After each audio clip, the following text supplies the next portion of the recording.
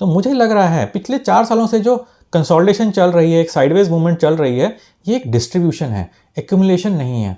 अगर एक्यूमुलेशन होती तो यहाँ पे एक स्ट्रॉन्ग ब्रेकआउट आता और उसके बाद स्टॉक ऊपर चलना शुरू कर देता। नमस्ते दोस्तों, मैं प्रवीण मलिक अपने इस YouTube चैनल पर आपका स्वागत करता हूं। आज के इस वीडियो में हम निफ्टी की सबसे बड़ी कंपनी के बारे में बात करने जा रहे हैं। हम HDFC बैंक की बात करेंगे।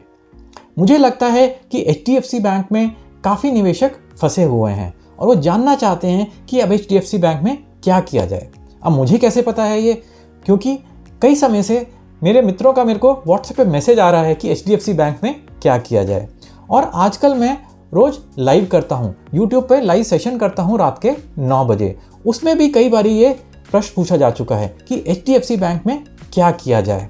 तो अगर आप भी मेरा लाइव सेशन अटेंड करना चाहते हैं और आप भी अपना कोई प्रश्न पूछना चाहते हैं तो आप आ सकते हैं। आप इस चैनल को सब्सक्राइब करिए और जब सब्सक्राइब करेंगे तो लाइव की नोटिफिकेशन आपको ऑटोमेटिकली मिल जाएगी। तो आप लाइव पर आइए और अपने प्रश्न पूछिए। तो चलिए वापस आ जाते हैं और HDFC बैंक की बात कर लेते हैं। तो हम HDFC बैंक के चार्ट का एनालिसिस कर लेंगे और ये देखेंगे कि HDFC बैंक में आगे क्या हो सकता है। हम 3 प्रश्नों का उत्तर देंगे। पहला प्रश्न कि अगर आप HDFC बैंक में निवेशित हैं तो क्या किया जाए। दूसरा प्रश्न कि अगर आप HDFC बैंक में एक शॉर्ट टर्म का निवेश करना चाहते हैं तो क्या किया जाए। और तीसरा प्रश्न, अगर आप HDFC बैंक में मीडियम टू लॉन्ग टर्म में एक निवेश करना चाहते हैं तो क्या किया जाए। तो चलिए HDFC बैंक का चार्ट देख लेते हैं और समझ लेते हैं कि HDFC बैंक में आगे क्या चाल बन सकती है।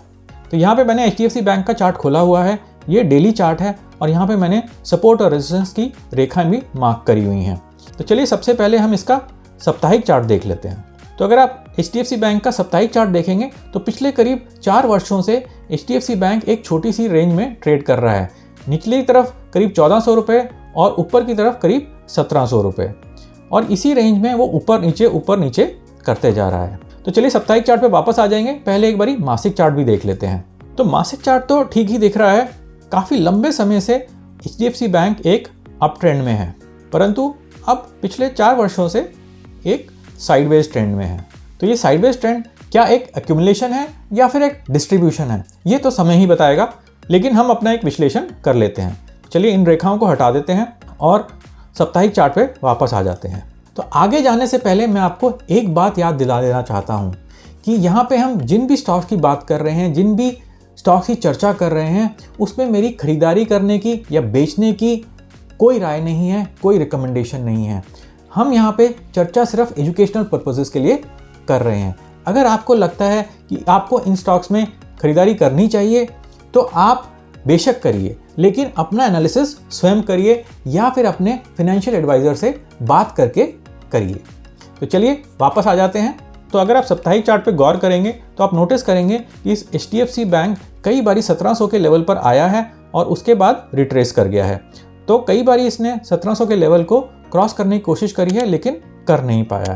तो ऐसा प्रतीत हो रहा है कि अभी ये क्रॉस कर गया है। तो हम ये पुरानी रेजिस्टेंस की रेखा को हटा देते हैं और इसको दोबारा डाल के देखते हैं कि क्या हो रहा है।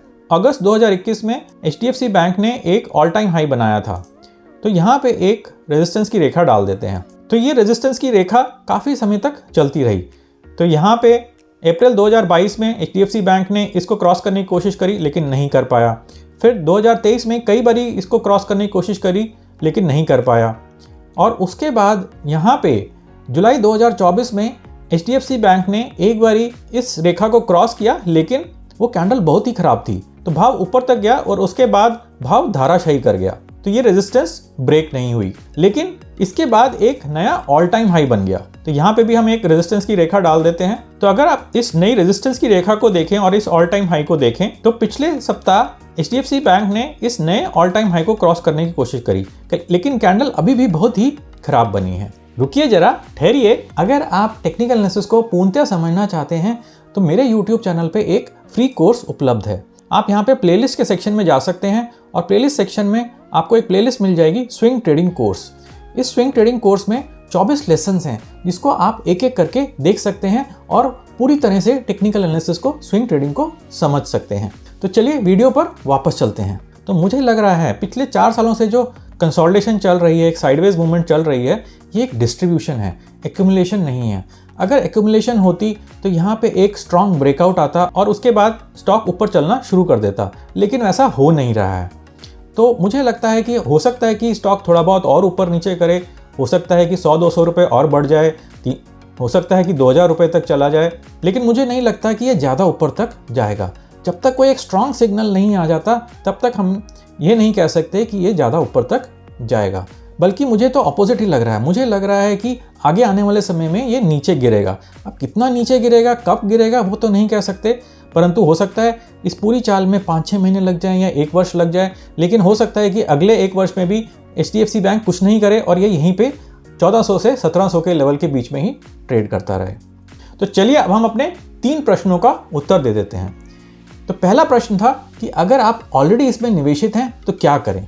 तो अगर आप ऑलरेडी इसमें निवेशित हैं और आपने एक निचले लेवल पर HDFC बैंक को खरीदा हुआ है, काफ़ी वर्ष पहले खरीदा हुआ है, तो ऐसी कोई चिंता करने वाली बात नहीं है। आप थोड़ा सा और इंतजार कर सकते हैं जब तक कि एक क्लियर सिग्नल ना मिल जाए। लेकिन फिर भी मैं यही बोलूँगा कि जैसे कि 4 साल में आपने यहाँ पे कोई पैसा नहीं बनाया है, तो बेटर यही होगा कि आप किसी और स्टॉक का चयन करें। पिछले 4 साल में भारतीय बाजारों ने एक अच्छी बुल मार्केट रन दी है और पिछले 4 सालों में HDFC बैंक ने कुछ भी नहीं किया है। तो अगर आप चाहते हैं कि आगे आने वाले समय में आप इस बुल रन का फ़ायदा उठा पाएँ तो आप HDFC बैंक से निकल सकते हैं। लेकिन अगर आपने ऊपरले स्तरों पे लिया हुआ है तो मैं आपको कुछ नहीं कह सकता, फिर तो आपको हो सकता है इंतज़ार करना पड़े। चलिए अब अपने दूसरे प्रश्न का उत्तर दे देते हैं कि क्या इसमें हमें शॉर्ट टर्म में निवेश करना चाहिए। तो उसके लिए हम दैनिक चार्ट को देख लेते हैं। तो अगर दैनिक चार्ट को देखें तो कोई भी एक अच्छी कैंडल नहीं बनी है जो ब्रेकआउट के बाद आई हो। मतलब ब्रेकआउट भी इतना अच्छा नहीं है और उसके बाद कोई डेली कैंडल भी कोई इतनी अच्छी नहीं बनी हुई है। तो मैं नहीं कहता कि इसमें एक स्विंग ट्रेडिंग की पोजीशन, एक शॉर्ट टर्म ट्रेडिंग की पोजीशन लेनी चाहिए। तो चलिए अब अपने तीसरे प्रश्न का उत्तर कर देते हैं। तो क्या इसमें एक medium to long term investment करी जा सकती है। अरे medium to long term investment तो तभी करी जाएगी जब एक अच्छा ब्रेकआउट आएगा, जब एक अच्छी वीकली कैंडल बनेगी। तो यहाँ पे तो कोई अच्छी वीकली कैंडल बनी नहीं है, एक अच्छा ब्रेकआउट अभी तक आया नहीं है। तो जब तक ऐसा नहीं होता, एक अच्छा पैटर्न नहीं बन जाता, तब तक हम ये नहीं बोल सकते कि इसमें एक मीडियम टू लॉन्ग टर्म निवेश करना चाहिए। तो जैसा कि मैं कह ही रहा था, मुझे लगता है कि ये डिस्ट्रीब्यूशन है और अगर ये डिस्ट्रीब्यूशन है तो भाव इस यहाँ से नीचे गिरेगा। जब नीचे गिरेगा, कोई अच्छा पैटर्न बन जाएगा, एक अच्छी कैंडल्स बन जाएंगी, तब हम देखेंगे कि इसमें शॉर्ट टर्म निवेश कर सकते हैं या मीडियम टू लॉन्ग टर्म निवेश कर सकते हैं। तो आशा है कि आपको ये वीडियो पसंद आया होगा और कुछ नई जानकारी मिली होगी। आपको HDFC बैंक के बारे में अपने प्रश्नों के उत्तर मिल गए होंगे। अगर नहीं मिले हैं तो नीचे कमेंट करके बताइए कि आपका क्या प्रश्न था।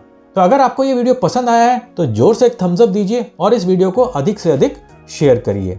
अगर आप लाइव सेशन अटेंड करना चाहते हैं तो इस चैनल को सब्सक्राइब करिए। नमस्ते और धन्यवाद।